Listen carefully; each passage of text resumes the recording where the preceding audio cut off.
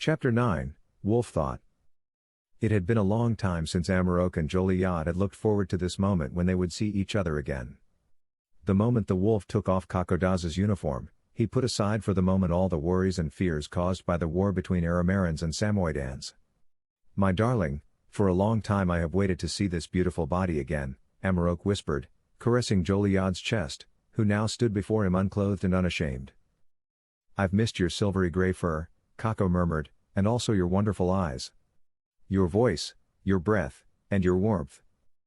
The wolf smiled. "Let me hug you, darling." Several long kisses and caresses followed the hug, and Gajaze admitted he was very excited. "I am, too. Let's take it slow. We have all the time in the world now," his friend reassured him. They lay down on the bed and caressed each other very gently. Finally, they could feel each other's body, feel it and caress it. Intimate, at first quiet, later very wild sex followed, during which the two males tried many things with each other. Since Amarok had a camera ready, they captured their second time on video. At first Joliad had some reservations and was not sure if a video would be a good idea, but finally agreed. When they had both relieved themselves, Amarok lay between his friend's legs and looked into his lover's eyes. The blue of innocence. Of the great sea that separated their species. But they were together. Connected. "You're so cute, my little fox. I had to be careful not to come too fast," Amarok remarked, panting. "Oh, that was amazing, Amarok." The fox rejoiced and was hugged tightly by his lover. The latter pressed his body onto Gajaze's and kissed him on the neck and right shoulder while both breathed heavily and slowly regained their composure. Their fluids soaked their bodies as they smiled very contentedly and finished by rubbing against each other. "That was really incredible, the way you gave me the wild wolf." "That was fantastic," Joliad yipped enthusiastically. But Amarok just sighed, whereupon his friend asked him if something was wrong. "Sorry, sweetie, but I can't say much about it right now. I'm still completely drained," laughed the wolf. The males kissed each other very gently and then decided that it was probably time to take a shower. Amarok, along with his fox, walked toward the camera, which was still recording. They looked into the lens together and kissed each other breathlessly before the wolf finished recording, and they finally went into the bathroom.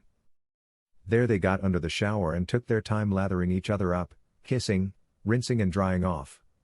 Then they lay down in bed and Joliad realized that there was a perfect view of the romantic sunset through the window at the foot of the bed.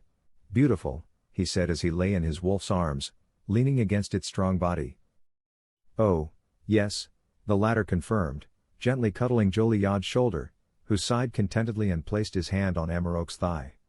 "I hope this never ends," the wolf then spoke thoughtfully, nuzzling his head against the fox's shoulder. Gajaze smiled and said, "It was very nice what we did earlier, and I want much more of it." "Now?" startled Amarok, looking overwhelmed. "No," Kako grinned, "not today, but later. I had my very first multi-orgasm, you know that?" "Yeah, I was a little surprised that actually worked out, but apparently you also have a lot of." Amarok pondered. "Accumulation?" the fox added, and they both laughed. Then they watched the sunset wordlessly for a while, until the wolf realized that his darling had fallen asleep in his arms. Carefully he put him properly in bed and slowly slipped the covers over him. As he did so, he secretly watched the fox's body and smiled. "You have such a beautiful red-brown fur," he whispered and gave Joliad a very gentle kiss on his nose. At this, the latter moved a little, rubbing his nose sleepily, and the wolf was afraid that he might have accidentally woken him up. But when he realized that this was not the case, he looked at the fox caringly and said, "You are so sweet, my darling. I really hope this never ends." Amarok then quietly got up from the bed again. The sun had now set and the moon was shining through the window, illuminating the room. The wolf walked up to it, looked out for a moment, absorbed, and decided to go outside the door. The marketplace was swept as if empty and no lights were burning in the houses. It was very quiet and only a few crickets could be heard. They were even a little louder than the cool wind that blew along the wolf's body. He had not put on any clothes, because he was finally alone and besides only a few steps away from his house.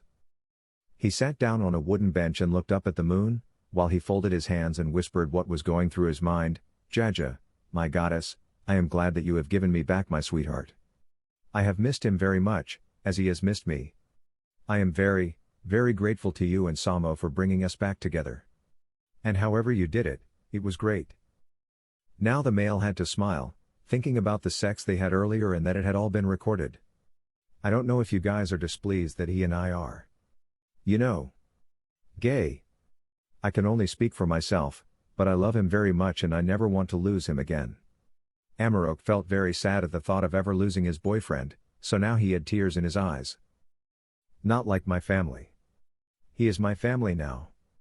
And as you know, we Samoyedans do everything for our relatives, and if we have to, we die for them."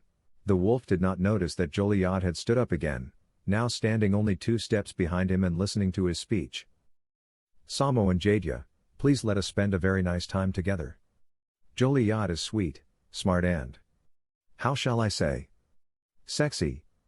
I hope, no I know, that he loves me too, and if he wants, he is welcome to stay here forever.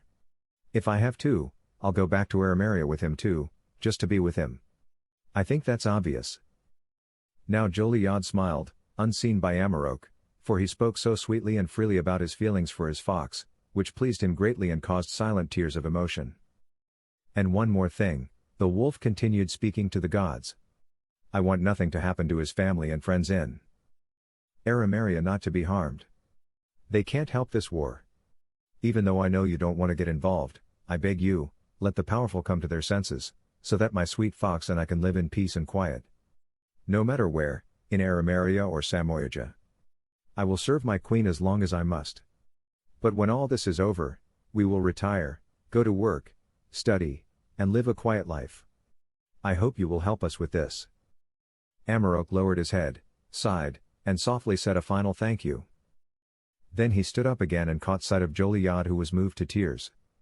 "Honey, what are you doing here? I thought you were already asleep," the male wolf wondered. "That was so beautiful," cried Kako. "Why are you crying? You are so sweet and honest. Come here and take me in your arms, my darling," pleaded the fox as tears ran down his lips. Quickly, the wolf took his boyfriend in his arms and asked in amazement, "How long have you been here?" Joliad calmed down again and said with a smile, "Long enough to know that you and I belong together." The males hugged, squeezed and kissed as Joliad then suggested, "Let's go to sleep now." "Yes," Amarok grinned, and as they walked away, he rested Kakodaza's head on his shoulder. The latter smiled contentedly and remarked, "You really have a kind and pure soul, Amarok. Even the war won't change that. I don't know if I am the right one for you, but you are definitely the right one for me. I've known that for a while, but today it became clear to me once and for all." The wolf also grinned now and confirmed confidently, "If you have heard everything, then you know now, that you are also the right one for me, no matter whether Arameran or Samoyeden, fox or wolf." They went back to the bedroom and lay down in their blankets. Joliad snuggled up to his boyfriend so that they could look into each other's eyes for a while longer, very much in love. Wordlessly and in intimate contentment, they gently stroked each other's heads until first Amarok and then Joliad also fell asleep peacefully. The next morning Amarok was awakened by a knock on his door. Drowsy, he ran to the entrance and opened it. "What is it?" he asked. "A shipment for a Mr. Kakodaz. Does he live here with you?" "That's right. This is his backpack. I'll give it to him already, thank you," the wolf replied. He took the package and went to the kitchen to make breakfast for himself and Joliad. He put the package on the table and turned on the kettle. Amarok arranged a rich breakfast on a tray. There were bun-like pastries topped with cheese and other things, boiled eggs, fruit juice and a drink that looked like coffee. Carefully, the male carried the tray into the bedroom and placed it next to the sleeping fox. "My love. Wake you up," he whispered long-windedly in his boyfriend's ear. The latter blinked wearily, stretched, and when he caught sight of the wolf, he smiled. "You're already awake?" he wondered. "I made us breakfast." "You are so sweet," the fox rejoiced. "Do I deserve this?" "You ask that after last night?" "Why, hello," joked Amarok. "If not you, then no one, sweetie. Your backpack has arrived." Gotta check it later to make sure everything's still in it. Well, I'll do that, Joliad said, as soon as I finally fall out of bed. He yawned, straightened up, and his boyfriend placed the tray on his thighs before sitting down with him and they ate breakfast together. Then, as they quietly got up, Amarok gave Gajaze some of his clothes to put on. The wolf was the same size as his friend and picked out some comfortable pants and a shirt for him. Finally, they were dressed, washed, and ready for their first day together in Samoyedja. The male fox opened the package and took out his backpack. He rummaged through it and found that everything seemed to still be there. "Wow, you even still have your infocom," marveled Amarok, but Joliad curbed his joy. "Unfortunately, these devices only work in Arameria. Surely you don't have a network connection here, do you?" "Actually, no. At least our frequencies are usually not compatible. Lately, however, more and more transmitters are being set up in Shutpri, broadcasting on Arameran frequencies and Samoyeden ones." "Let me see if this works," his lover spoke, tapping away on the device. "You're building masts that transmit our frequencies? What good is that?" "My people have been listening to the Aras radio for quite a while, and using an overlay in the same signature, we're deflecting their signals. We're sort of fooling them." "Because of the war," his boyfriend added intelligently. "It wasn't my idea," the wolf defended himself. "The Aras don't know about it yet. After all, they think it's our own signals we're sending out. They also think their messages and info arrive at their destination unaltered. Even though I really don't like this," Joliad began, "I won't tell anyone about it. I just hope it all ends soon." "Aren't your stations too far from Bolmer?" "That's where the data is sent from, and that's where it's received. Everything goes through the capital." "Not at all. We are only a few steps away from the coast of Samoyedja. We have set up some antennas in Shutpri whose signals definitely reach Bolmer and very far into the area of the Great Sea. That shortens the way for the infocom to radio Bolmer," Amarok explained, and his friend understood. "Then you only need to bridge a part of the sea." "Let's see," the wolf mused, while Joliad looked at him admiringly, looking quite absorbed. "There we go," Amarok said suddenly. "Welcome to the web of Arameria." "You are the best," rejoiced Kako. "So smart and fast. A real hacker." They kissed each other and then Joliad admitted, "Actually, I was going to call Carteron, but I lost the piece of paper with the contact number." "I'll get that, hang on," the wolf spoke, tapping away on the device again, and a moment later said, "Done. The big boss is in your contact list now, and if you write to him, he won't know the signal is coming from here." With widened eyes, Joliad asked him how he did it, but Amarok only winked and smiled smugly. "I mean, it's already a miracle that you can read and understand Arameran, but this is abnormal." The fox continued to praise. "After all, in Samoyedja there are no infocoms. How did you teach yourself to do that?" "Let's put it this way," his boyfriend began, "I learned Arameran with a couple of dictionaries. Since my parents knew it too, I always had someone to practice with. Besides, our languages are more similar than you might think." "Didn't you learn Samoyedani in your basic training?" "Yes, sure, but only little. I don't know all the words either, unfortunately." "But how do you know so much about info comms?" "An acquaintance of our family once gave me a defective device. It could no longer establish a connection to Bolmer. Therefore, it seemed to be safe to give it to me. You can play something with it even without a connection. Little by little, I worked my way into it. And that's without schooling, not bad." "Thank you, sweetie. I'll do what I can," Amarok smiled. Then they decided that Joliad should contact Radovan to tell him all that had happened. At this, Joliad showed the wolf the papers he had in his backpack. "This is an ID card so you can pass as a citizen of Arameria," he explained, holding out the plastic card to his partner. "We'll have to get a picture of you inserted there later, and you're all set." "That means I can go to Arameria at any time? Even as far as Bolmer?" "That's right. To be exact, you now have dual citizenship. Not everyone has that either." "This is a good thing," Amarok marveled. "Yes, now we can go wherever we want," the fox explained, asking what Amarok would think about moving to Arameria. "Forever?" However, The latter pressed around. Yeah, why not? Honey, I have to take care of my people here, the wolf explained. If there wasn't a war now.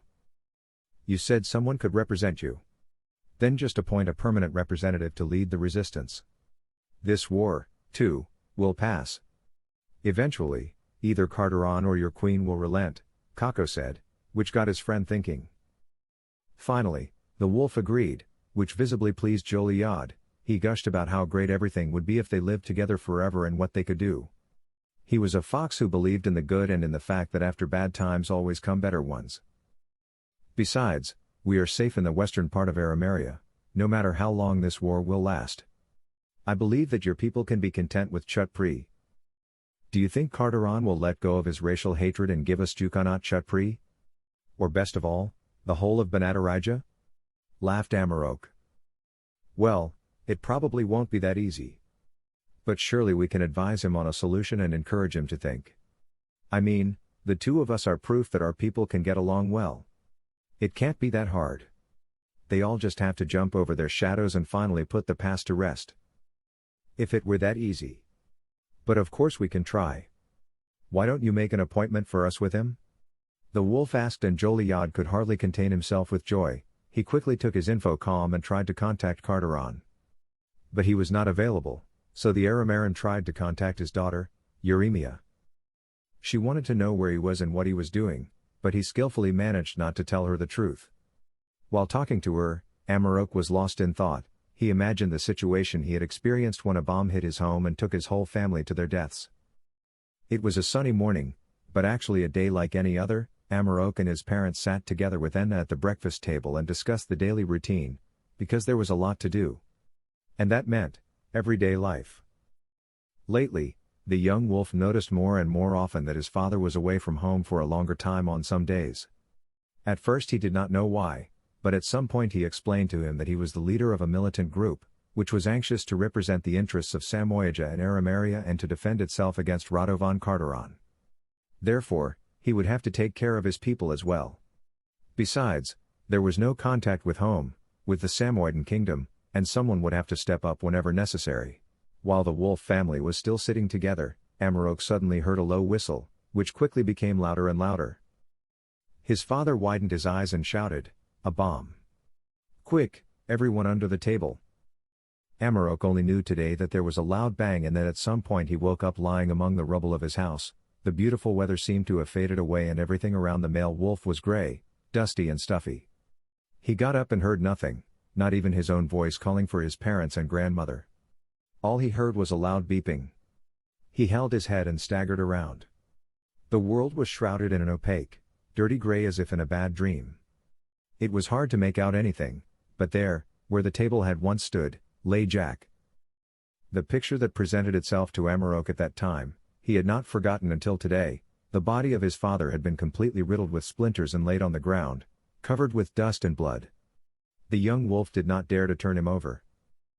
At first he could not find his mother and Enna. He shouted and stumbled over some piles of rubble, bleeding from his hands and forehead. As he passed the area of a house wall that was only half standing, he saw a few body parts lying in front of him. The dust settled and Amarok's vision cleared so that he could see his grandmother's torn off, bloody head lying in the grass. He quickly held his hand in front of his muzzle then and retched. He shouted again and again, "No! This can't be happening. Please don't." Wolfish body parts and mangled organs lay scattered all around the house and Amarok slowly realized that Jack, Enna and Amma were dead. He sat down on a wall remnant, lowered his head and cried aloud. He held his bleeding hands in front of his face and sobbed. The gray of his fur had turned a dark red. This could not have happened. They were all dead. Lifeless pieces of meat. How long the wolf had sat there like that and how often he had vomited, he did not know today. Only that at some point he had buried the remains of his relatives right next to the ruin and then went to a hospital. This is how the war began for him, with the loss of his entire family. On that day, he swore revenge on Carteron and all the Aramerans involved in the war. When he later reported to members of the resistance to help them fight, he had to give his name and that of his father, whereupon he was recognized as the son of the leader of the resistance movement. Amarok, Joliad spoke, snapping the tearful wolf out of his thoughts. What's wrong?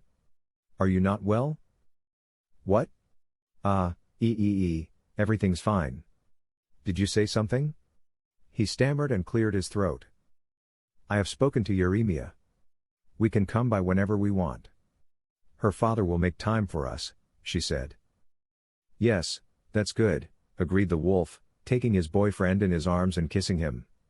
I was just thinking about Arameria and that we want to move there. This was not true, but after all, he could not tell Kako the hatred he felt for Carteron, whom Joliad even seemed to like. Yes, and what do you think? Asked the fox. I would suggest that we keep our house. I could sell it, but you never know what the future holds. Amarok, it's your house and your decision. I mean, if you want to secure yourself, I understand. After all, we don't know yet if you even like it in my country. Besides, we haven't been together very long, the fox admitted to his friend. The latter then explained, not that you think I'm securing myself because I don't trust our relationship. I really mean it as I say, it's all ours if you're willing to say we. If we ever want to take a vacation, or if at some point it gets too hot for us in Arameria, we can come back here. You know? Yes, I agree. Let's go to the troops later and check the current status. I know it's all very boring, but what must be, must be. While we're at it, I might as well appoint a representative for myself, the wolf suggested. Gajaze nodded, and later that day they went back to the shelter where the fox had been treated earlier.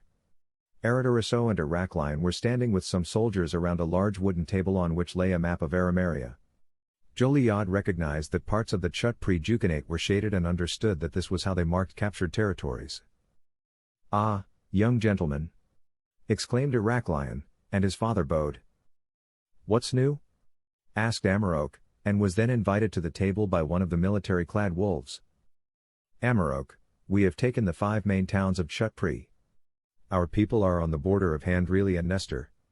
Namely, here, here, here, and here, Arameria said, tapping the map with a small branch. Okay, that's good, Amarok nodded. But I want these borders to be defended only. No further advance for now. But, young sir, spoke a soldier, this is a unique opportunity, the bridge is almost finished and now we can. What bridge? Interjected Joliad. Amarok, does this Aramerian really need to be there as we speak? Asked Arameria, and several other wolves nodded in demanding agreement. Yes, he must, for he is my boyfriend. Then Amarok called them to silence. But, young sir, this is about security and these are very important, strategic things, Arameria was indignant. So what? If it is not enough that Joliad is my boyfriend, then I tell you now that he is my companion. If you want to discuss these things without him, then discuss them without me. He belongs to us now. It is as simple as that. At first, everyone was silent, and after a moment, they continued talking. Sensing that they were grudgingly accepting Amarok's statement, Joliad again interjected, which bridge is ready? Would one of you perhaps speak to me now? We set up these jammers some time ago, also in order not to be exposed to air attack. Then we had the opportunity to build a bridge between Samoija and Arameria, completely undisturbed. We don't need slow ferries anymore, Amarok explained to his lover, grinning. But, he said without understanding, you have almost taken the Jukanat. So what's the use of another bridge back here? Well, you know, young master, we need to create faster options for supplying our troops, Arameria explained. Wait! Kako shouted, stunned, and the wolves looked at him questioningly. Now I understand. Rado claimed at the time that you wanted the entire Jagranate for yourselves. And that's obviously true, you're planning a bloody invasion. No, darling, it's not like that. Please listen to me, his wolf friend wanted to explain, but Joliad shook his head and hastily said, no, you want to destroy my kind. I have to get out of here. This is too much for me. Please Joliad, listen to me. His boyfriend was still calling after him when the Arameran left the shelter and stood in the marketplace again. There he became dizzy and vomited. How could the Samoidans do such a thing? They had what they wanted. Why did they want to overrun Arameria now? And Amarok supported this? It couldn't be true. A short time later, Joliot had already sat down on the ground and placed his forehead on his knees. His boyfriend came running and calling for him. He sat down next to Kako and wanted to pull him towards him to press him against him, which the fox angrily rejected. "Leave me alone," he grumbled. "Please Joliot, hear me out," the wolf pleaded. "It's not what you think, believe me." "Oh yeah, what's it like then?" said Kako tearfully.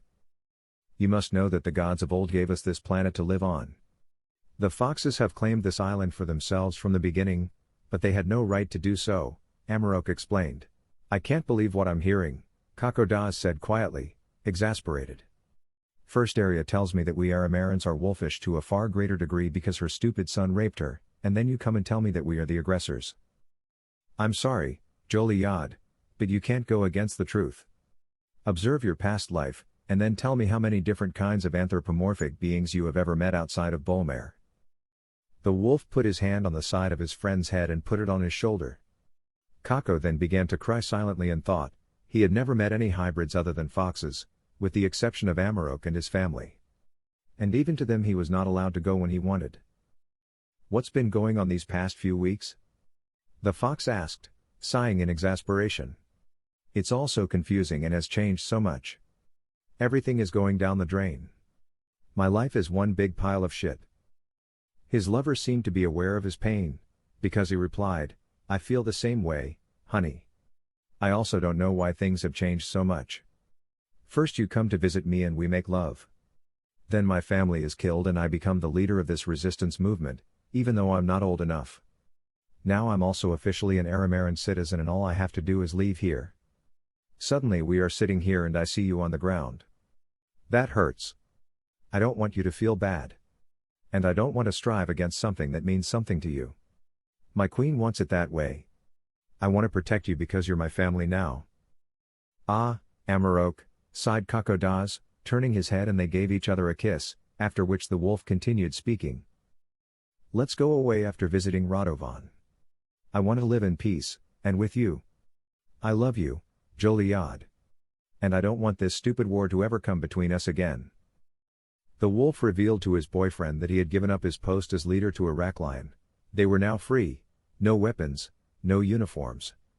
"We are not to blame for the way things are between our people. Maybe you are right and we can convince your leader to end this war." "I will convince him. My people are only willing to settle for Chutpri alone if Radovan will leave them alone and return our kidnapped people to us," the wolf explained. "I don't know what Carteron does with the Samoyedans they take. We'll ask him what that's all about," his fox suggested. "That sounds like a plan.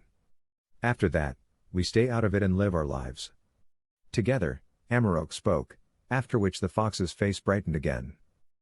"You are wonderful, Amarok. I've told you before, but it's really true, I've never heard a male wolf think and speak like you. And I've never seen one who takes on everything for his love and even goes to war," the wolf compared. Gajaze had calmed down again and spoke resolutely, "I would do it again like that just to not lose you." "Sweet of you. But the time will come when it is made only for us. Never again shall you be exposed to this. I promise you that. Let's go," Amarok now rejoiced. "A ferry will take us away. The bridge is not quite finished yet. From TV at Veron, we'll see." His friend nodded as they got up and headed out. Meanwhile, Carteron sat in his headquarters and had the large table set in his reception room. A distinguished visitor was on the agenda, for the Queen of the Samoyed Empire had requested a meeting with the leader of Arameria. The leader was dressed in his state visit uniform and paced slowly around the room with his arms folded behind his back. He was thinking, what did Serena want to discuss? Were the wolves going to give up? The servants of the leader briskly laid the table with many dishes and drinks. Of course, Kopake was not missing. In addition, there was a lot of meat and vegetables. Again and again Radovan observed the hustle and bustle of the subordinates and corrected the look on the plate by moving glasses, plates and cutlery around. He did this as he was somewhat excited and tense. Never before had the rulers of these two hostile nations met. This was a first and announcements about this were scattered throughout the country via the media. Moreover, because of this, there was a ceasefire on both sides for one day. The first thing to do now was to wait for the outcome of the talks, because everything now depended on whether Radovan and Chenerah understood each other well and could come closer with their respective demands. If either of them failed, the war would continue, perhaps even worsen and become more relentless. "Mojabari, your guest is now here," one of his servants spoke and bowed. "Well, let her come." A moment later, a she-wolf approached the fox leader. She was accompanied by two of her subjects and wore a sweeping red dress with a drag. She strode nobly, much as Carteron had imagined a queen would. He watched her movements and smiled smugly. When Chenerah stood before him, she held out her right hand for the fox to kiss. The leader took it and bowed slightly as he remarked, "Your Majesty, it was obviously an understatement when my servant told me how beautiful you were." He must have forgotten the word stunning. "Allow me." Hereafter he gently kissed her hand, but she seemed unimpressed and spoke, "What flattery from a Vulpes, to us, to a she-wolf." Chenerah spoke in the pluralis majestatis. This way of speaking about oneself was considered natural in Gaja in the Middle Ages. In this country, it also illustrated the speaker's awareness of being someone powerful and worthy. The fox imitated the etiquette to which the wolf queen attached the utmost importance, ran to a chair and turned it to offer the seat to the queen. The lady went to him and sat down nobly after he had correctly pushed the chair under her.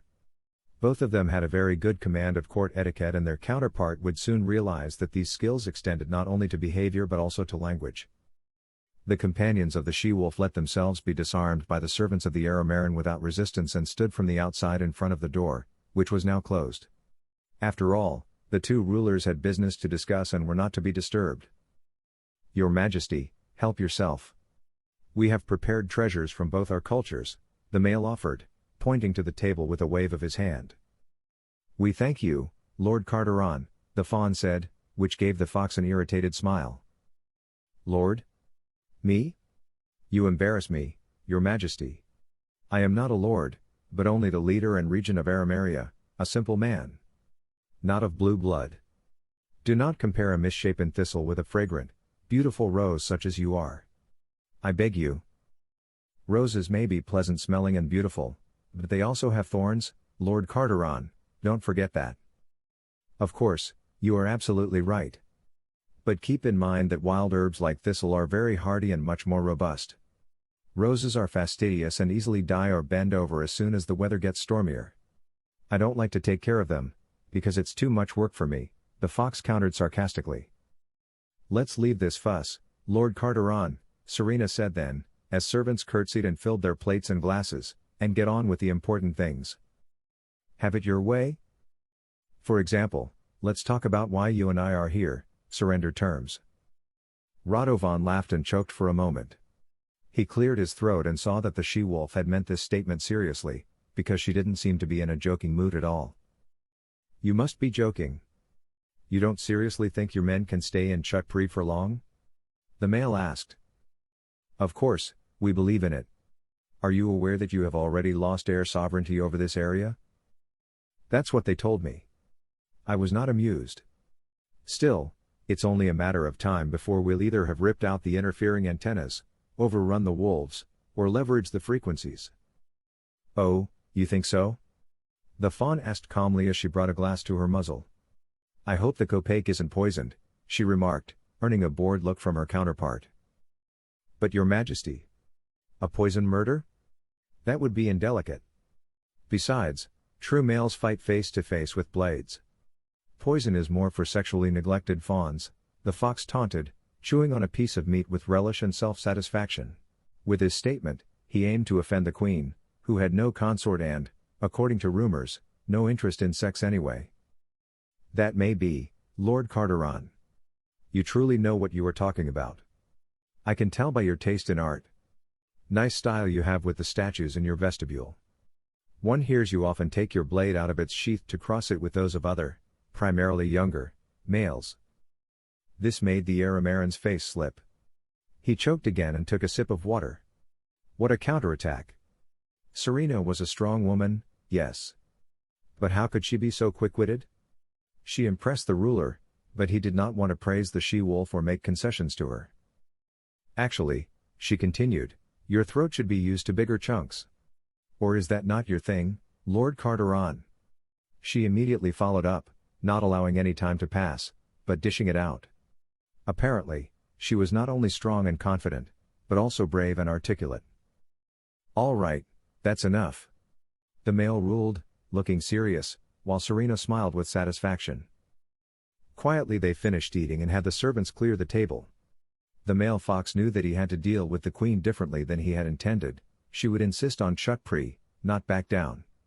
He himself did not want to give away a piece of his kingdom, and on the other hand, he did not want to let the Samoyedans simply leave either. But this, he thought, might be a way to satisfy her. "Well, after our bumpy start, I'm happy to listen to what your majesty has to say," he commented. Chenerah sighed and said, "You think there are just a few thousand wolves in your kingdom, but you are wrong. In the meantime, the Jukanat is completely under the control of the Samoyedans, and they are busy replenishing it. Your small naval fleet is not very developed. If we wish, we will take over not only the Jukanat, but the entire Jagranate with our army. You can be sure that the wolves are hungry for justice and hungry for revenge for their loved ones that you have kidnapped. You and your subjects are to blame for this. They were tolerated here. If they hadn't kept on breaking out quarrels, everything could have gone on as before.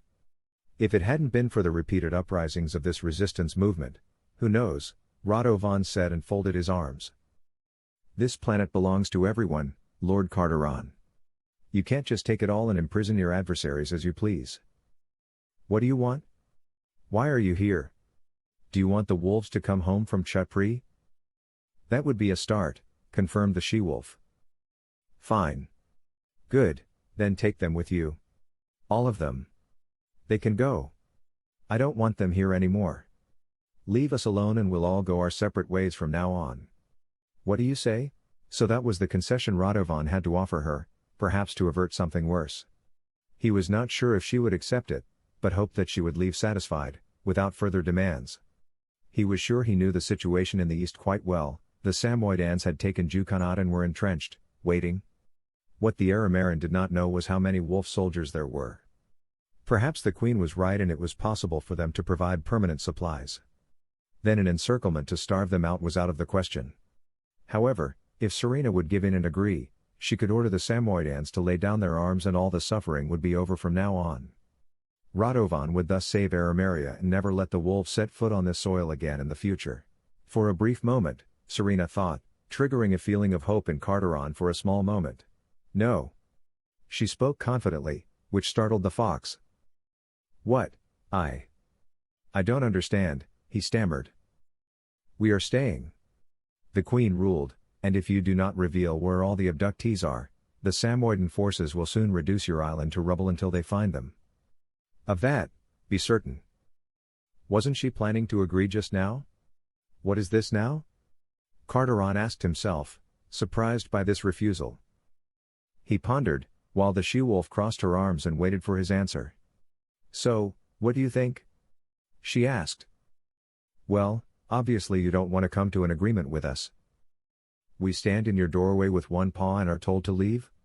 Take note, our people will be able to travel where they want to go anyway, once we are done with this land.